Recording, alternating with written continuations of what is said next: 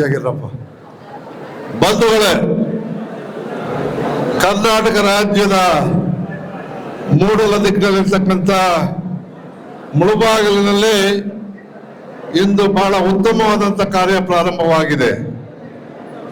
ಕರ್ನಾಟಕ ಪ್ರದೇಶ ಕುರುಬರ ಸಂಘದ ಆಶ್ರಯದಲ್ಲಿ ಮುಳುಬಾಗಲು ಸಂಘದ ನೇತೃತ್ವದಲ್ಲಿ ಬಹಳ ದಿನಗಳ ಆಸೆ ಕನಕ ಸಮುದಾಯ ಭವನದ ಕಟ್ಟಡದ ಉದ್ಘಾಟನೆ ಹಾಗೂ ಕನಕದಾಸರ 538ನೇ ಜಯಂತ್ಯೋತ್ಸವ ಕಾರ್ಯಕ್ರಮದಲ್ಲಿ ದಿವ್ಯ ಸಾನ್ನಿಧ್ಯ ವಹಿಸಿರ್ತಕ್ಕಂಥ ಮೈಸೂರು ವಿಭಾಗದ ಪರಮ ಪೂಜ್ಯ ಶ್ರೀ ಶ್ರೀ ಶಿವಾನಂದಪುರಿ ಮಹಾಸ್ವಾಮಿಗಳಲ್ಲಿ ಭಕ್ತಿಪೂರ್ವಕ ನಮನಗಳನ್ನು ಅರ್ಪಿಸುತ್ತಾ ಈ ಕಾರ್ಯಕ್ರಮಕ್ಕೆ ಆಂಧ್ರ ಪ್ರದೇಶದ ಸೋದರಿ ಸಚಿವೆ ನಿಮ್ಮೆಲ್ಲರ ಪ್ರೀತಿಯ ನಮಗೆಲ್ಲರಿಗೂ ಕೂಡ ಬಹಳ ಅಚ್ಚುಮೆಚ್ಚಿನ ನಾಯಕಿ ಶ್ರೀಮತಿ ಸಮಿತಾ ಸಹೋದರಿಯವರೇ, ಅದೇ ರೀತಿ ಆಂಧ್ರ ಪ್ರದೇಶದ ಸಮಾಜದ ಹಿರಿಯ ನಾಯಕರು,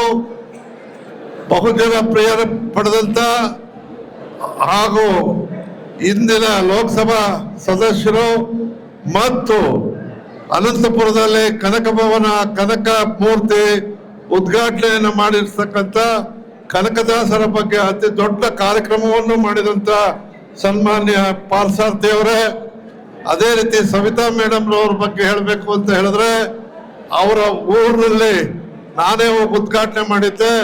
ಪ್ರಥಮವಾಗಿ ಆ ಭಾಗದಲ್ಲಿ ಕನಕ ಕಂಚಿನ ಪ್ರತಿಮೆಯನ್ನ ಮಾಡಿಸಿದಂತ ಕೀರ್ತಿ ಸವಿತಾ ಮೇಡಮ್ ರವರು ಅಂತ ಹೇಳ್ತಾ, ಅದೆಲ್ಲಕ್ಕಿಂತ ಹೆಚ್ಚಾಗಿ ಕನಕದಾಸರ ಒಂದು ಮೂರ್ತಿಯನ್ನ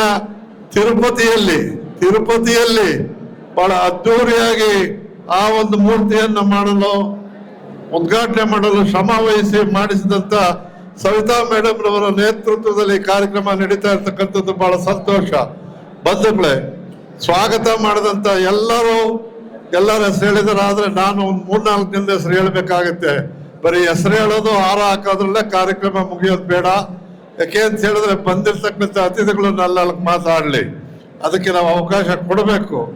ನಾನಂತೂ ಜಾಸ್ತಿ ಮಾತಾಡಕ್ ಹೋಗಲ್ಲ. ಬಹಳ ಸಂತೋಷ. ಈ ಕ್ಷೇತ್ರದ, ಈ ಜಿಲ್ಲೆಯ ಮತ್ತು ರಾಜ್ಯದ ಮಾಜಿ ಸಚಿವರು, ಮುಂದಿನ ಭವಿಷ್ಯದ ನಾಯಕರಾದಂಥ ವರ್ತೂರ್ ಪ್ರಕಾಶ್ ಅವರೇ, ಈ ಕಾರ್ಯಕ್ರಮದ ರೂವಾರಿಗಳಾದಂಥ ಕುರುಬ ಸಂಘದ ಎಲ್ಲ ಪದಾಧಿಕಾರಿಗಳೇ, ಸುಬ್ರಹ್ಮಣ್ಯಂ ಅವರೇ, ನಮ್ಮ ನಾಗರಾಜ್ರವರೇ, ವೆಂಕಟೇಶ್ ಗೌಡ್ರೆ ಹಾಗೂ ಎಲ್ಲರ ಹೆಸರು ಹೇಳಕ್ ಹೋಗಲ್ಲ. ವೇದಿಕೆ ಮೇಲಿರ್ತಕ್ಕಂಥ ಆಹ್ವಾನಿತ ಗಣ್ಯರೇ ಕ್ಷಮಿಸ್ಬೇಕು ಅಂತ ಹೇಳ್ತಾ, ಏನು ಇವತ್ತು ಈ ಕಾರ್ಯಕ್ರಮ ಆಗ್ತಾ ಇದೆ, ಇದು ಈ ರಾಜ್ಯದಲ್ಲಿ ಅತ್ಯುತ್ತಮವಾದಂತ ಕಟ್ಟಡ ತಾವು ನೋಡ್ತಾ ಇದ್ದೀರಾ. ಒಂದು ತಾಲೂಕಿನಲ್ಲಿ ಈ ರೀತಿಯ ಕಟ್ಟಡಗಳಾಗೋದಕ್ಕೆ ಪೂರ್ವಕವಾಗಿ ಸಹಾಯ ಮಾಡಿದವರು ಮಾನ್ಯ ಸಿದ್ದರಾಮಯ್ಯನವರ ಪ್ರೇರಣೆ ಅಂತ ಹೇಳೋದಕ್ಕೆ ತಪ್ಪಾಗೋದಿಲ್ಲ. ಇವತ್ತು ರಾಜ್ಯದ ಜಿಲ್ಲೆಯ 31 ಜಿಲ್ಲೆಗಳಲ್ಲಿ 25 ಜಿಲ್ಲೆಗಳಲ್ಲಿ ನಮ್ಮದೇ ಆದಂತ ಕನಕ ಭವನಗಳಿವೆ. ತಾಲೂಕಿನಲ್ಲೂ ಕೂಡ ಅನೇಕ ತಾಲೂಕುಗಳು ಎಲ್ಲೆಲ್ಲಿ ನಮ್ಮ ಸಮಾಜ ಹೆಚ್ಚಿದೆ ಅಲ್ಲೆಲ್ಲ ಕನಕ ಭವನಗಳು ಆಗ್ತಾ ಇವೆ. ಇದ್ರ ಜೊತೆಗೆ ವಿದ್ಯಾರ್ಥಿಗಳಿಗೋಸ್ಕರ ವಿದ್ಯಾರ್ಥಿ ಸಂಘಟನೆಗೋಸ್ಕರ ವಿದ್ಯಾರ್ಥಿ ನಿಲಯಗಳು ಕೂಡ ಆಗ್ತಾ ಇವೆ. ಇಂತಹ ಸಂದರ್ಭದಲ್ಲಿ ಈ ಕರ್ನಾಟಕದ ಮೂಡಲ ದಿಕ್ಕಿನಲ್ಲಿ ಇವತ್ತು ಇಲ್ಲಿ ಈ ಕಾರ್ಯಕ್ರಮ ಆಗಿರ್ತಕ್ಕಂಥದ್ದು ಬಹಳ ಸಂತೋಷ. ಬಂಧುಗಳೇ, ನಾನು ಹೆಚ್ಚಿಗೆ ಮಾತಾಡಕ್ ಹೋಗಲ್ಲ. ನೀವು ಏನೇ ಕಾರ್ಯಕ್ರಮ ಮಾಡಿ ಚೆನ್ನಾಗಿ ಮಾಡ್ತೀರಾ.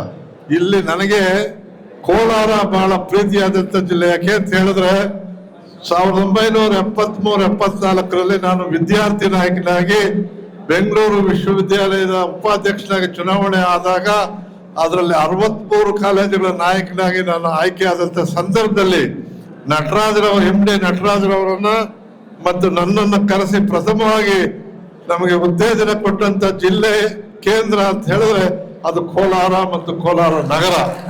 ಅಂದ್ರೆ ನೀವೆಲ್ಲ ಹಿರಿಯರೆಲ್ಲ ಬಂದಿದ್ರಿ ಅಂತ ಕೂಡ ಭಾವಿಸ್ತಾರೆ. ಯಾಕೆಂದ್ರೆ ನನಗೂ ಈಗ 76 ಆಯ್ತು. ಬಹಳ ಹಿರಿಯರು ಅವತ್ತು ಬಂದು ನಮಗೆ ಆಶೀರ್ವಾದ ಮಾಡಿದ್ರಿಂದ ಈ ಭಾಗದ ಜನರ ಆಶೀರ್ವಾದದಿಂದ ಇಲ್ಲಿವರೆಗೂ ಬೆಳೆದಿದ್ದೇನೆ ಅಂತಕ್ಕಂಥ ಮಾತನ್ನ ಹೇಳ್ತಾ ಒಂದು ಸಂತೋಷ. ಇವತ್ತು ಉತ್ತಮ 2 ನಾಯಕರು ಇಲ್ಲಿ ಬಂದಿದ್ದಾರೆ, ಸವಿತಾ ಮೇಡಮ್ ಮತ್ತು ಪಾರ್ಸಾರ್ಥಿ ಅವರು. ಅವರೆಲ್ಲ ಒಂದು ಬೇಡಿಕೆ ಇಡ್ತೇನೆ. పార్థసారథి సార్ మీరు మొదలుగా ముఖ్యమంత్రి దగ్గర పిలుచుకొని పోయి మనకి జాగాలు ఇచ్చేదానికి మేము ట్రై చేసిండాము నాయుడు దగ్గర. మళ్ళీ మాకు కావాలా? మాకు ఇప్పుడు తిరుపతిలో మూర్తి అయ్యిండేదే చాలా, అంతే కాదు, మనకి జాగాలు ఇస్తే మేము బిల్డింగ్ కప్పిస్తాం. దానికి మీరిద్దరు ఉన్నారు, దాన్ని చేయాలా అని ప్రెజెంటేషన్ చేసి ಇಡೀ ಕರ್ನಾಟಕ నుంచి పోయే ತಿರುಪತಿ ಭಕ್ತಾದಿಗಳಿಗೆ ಈ ಸಹಾಯ ಆಗುತ್ತೆ. ಅದಕ್ಕಾಗಿ ನಿಮ್ಮಿಬ್ಬರ ಬಗ್ಗೆ ನಾನು ಕಳಕಳಿದ ಕೇಳ್ತೇನೆ. ಹಿಂದೆ ಒಂದ್ಸಾರಿ ನಮ್ಮನ್ನೆಲ್ಲ ಕರ್ಕೊಂಡೋಗಿ ಪಾರ್ಥಸಾರಥಿ ಅವರು ಮುಖ್ಯಮಂತ್ರಿಗಳ ಜೊತೆ ಮಾತನಾಡಿ ಪ್ರಯತ್ನವನ್ನು ಮಾಡಿದ್ರು. ಅದಿನ್ನೂ ಪೆಂಡಿಂಗ್ ಇದೆ. ಆ ಲೆಟರ್ ಕೂಡ ಇನ್ನೂ ಅಲ್ಲೇ ಇದೆ. ನಾನು MTB ನಾಗರಾಜು ಮತ್ತಿತರ ಗುರುಗಳೆಲ್ಲ ಹೋಗಿ ಕೇಳಿದ್ದೀವಿ, ಅದು ಪೆಂಡಿಂಗ್ ಇದೆ. ಜೊತೆಗೆ ಇವತ್ತು ಸವಿತಾ ಮೇಡಮ್ ರವರು ಸಚಿವರಾಗಿದ್ದಾರೆ. ಅವರ ಮುಖೇನ ನನಗೇನಪ್ಪ ಆಸೆ ಅಂದ್ರೆ ಭಾಷಣ ಮಾಡೋದು ಇದೇ ಮುಖ್ಯ ಅಲ್ಲ, ಸೇರಿದಾಗ ಏನಾದ್ರೂ ಒಂದು ಸಮಾಜದ ಕೆಲಸ ಆಗ್ಬೇಕು ಅನ್ನೋ ಆಸೆ ನಂದು. ಆ ದೃಷ್ಟಿಯಲ್ಲಿ ನಿಮ್ಮಿರುವರ ಪ್ರಯತ್ನ ಇಬ್ರು ಕೂಡ, ನೀವಂತೂ ನನಗೆ ಒಂದು ಸಂತೋಷ ಏನಪ್ಪ ಅಂದ್ರೆ ಚಂದ್ರಬಾಬು ನಾಯ್ಡು ಅವರು ದೂರ ಏನಿಲ್ಲ, ಪಕ್ಕದ ಹತ್ತಿರದಲ್ಲಿರ್ತಕ್ಕಂಥವ್ರು. ಇಲ್ಲಿಗೆ ಅಲ್ಲಿಯ ಕುರುಬರು ಕೂಡ ಹೆಚ್ಚು ಜನ ಇದ್ದಾರೆ. ಅವರು ಹೇಳಿದ್ದಾರೆ ನಮ್ಮ ಜೊತೆಲಿ ಬನ್ನಿ ಸ್ವಾಮಿ ನಿಮಗೆ ಕೊಡಿಸ್ತೀವಿ ಅಂತ. ಅದರ ನೇತೃತ್ವವನ್ನ ನೀವಿಬ್ರು ವಹಿಸಿ ನಮ್ಮನ್ನ ಚಂದ್ರಬಾಬು ನಾಯ್ಡು ಅವ್ರ ಹತ್ರ ಕರ್ಕೊಂಡು ಹೋಗಿ ಆ ಜಾಗ ಕೊಡ್ಸೋದಕ್ಕೆ ಪ್ರಯತ್ನ ಮಾಡಬೇಕು. ನೀವು ಜಾಗ ಕೊಡಿಸಿದ 1 ವರ್ಷದಲ್ಲಿ ಕಟ್ಟಡ ಕಟ್ಟಿಸೋ ಜವಾಬ್ದಾರಿ ನನಗಿರ್ಲಿ ಅಂತಕ್ಕಂಥ ಮಾತನ್ನ ಹೇಳಿ ಭಕ್ತಾದಿಗಳಿಗಾಗಿ ನಿಮಗಿಬ್ಬರಿಗೂ ಪ್ರಾರ್ಥನೆ ಮಾಡಿ ನೆಚ್ಚಿಗೆ ನಾನು ಮಾತಾಡಕ್ ಹೋಗಲ್ಲ. ಯಾಕೆಂದ್ರೆ ನಾನು ಯಾವತ್ತೂ ಕೂಡ ನಿಮ್ಮ ಜೊತೆಲಿ ಇರ್ತಕ್ಕಂಥವನು. ಅವರಿಬ್ಬರು ಮಾತು ನಮ್ಮ ಬೆಳೆಯೋ ನಾಯಕ ವರ್ತೂರ್ ಪ್ರಕಾಶ್ ಮಾತು ಕೇಳೋಣ. ನೆಚ್ಚಿಗೆ ನಾನು ಮಾತನಾಡದೆ ನಿಮ್ಮೆಲ್ಲರಿಗೂ ವಂದಿಸಿ ನಾನು ಮಾತು ಮುಗಿಸ್ತೀನಿ. ನಮಸ್ಕಾರ.